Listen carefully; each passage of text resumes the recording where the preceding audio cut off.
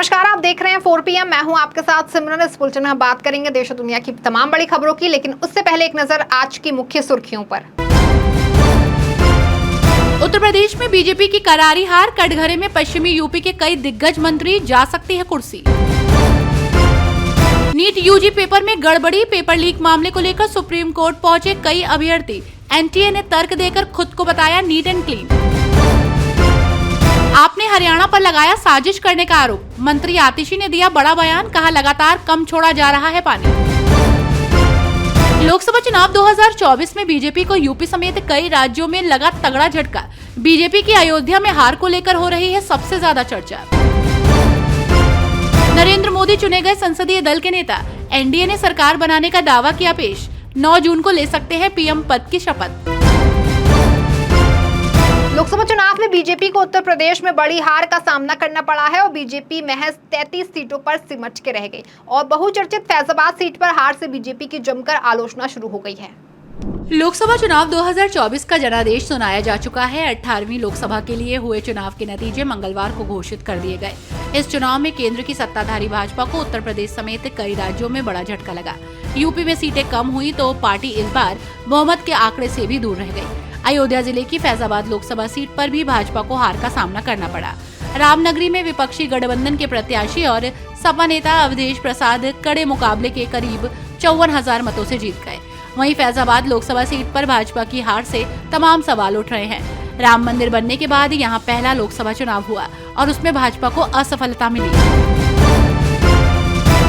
Delhi CM Kejriwal की जमानत याचिका को 14 जून तक के लिए स्थगित कर दिया गया है। केजरीवाल ने स्वास्थ्य का हवाला देते हुए अंतरिम जमानत की मांग की थी। दिल्ली की राउज एवेन्यू कोर्ट ने शुक्रवार को गिरफ्तार मुख्यमंत्री अरविंद केजरीवाल की जमानत याचिका को 14 जून तक के लिए स्थगित कर दिया है। वहीं जब मामले की सुनवाई हुई तो केजरीवाल के वकील वरिष्ठ अधिवक्ता एन हरिहरन ने कल तक के लिए स्थगन मांगा, क्योंकि उन्हें प्रवर्तन निदेशालय द्वारा दायर 182 पन्नों के जवाब को पढ़ने के लिए और समय चाहिए और उन्होंने दावा किया कि उन्हें जमानत पर सुनवाई से कुछ समय पहले ही ईडी का जवाब दिया गया।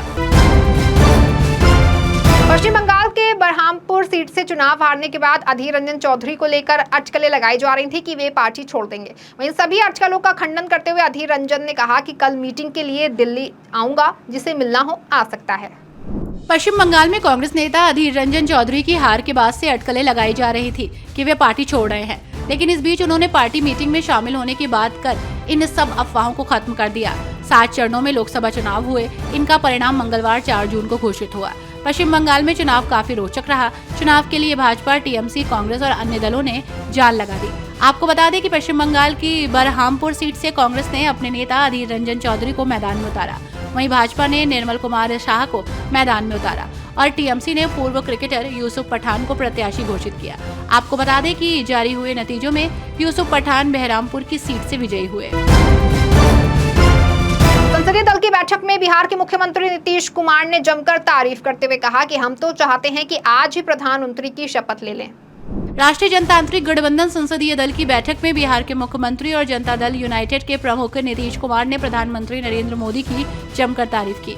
नीतीश ने नरेंद्र मोदी के नाम के प्रस्ताव का अनुमोदन करते हुए कहा कि खुशी की बात है कि 10 साल से ये प्रधानमंत्री हैं और फिर प्रधानमंत्री होने जा रहे हैं। उन्होंने देश की सेवा की है। अब पूरा भरोसा है कि जो भी बचा है अगली बार ये सब पूरा कर देंगे। जो भी हर राज्य का है वही हम लोग पूरे तौर पर सब दिन इनके साथ रहेंगे। पूरे तौर पर जो भी कुछ करेंगे, जिस तरह से ये करेंगे, कहेंगे सब अच्छा है। लोकसभा चुनाव के नतीजे सामने आने के बाद से सभी दल अपनी अपनी हार जीत का आंकलन करने में जुटे हुए हैं। वहीं 17 सीट पर हुई हार को लेकर शरद पवार चुनाव आयोग से शिकायत करने वाले हैं।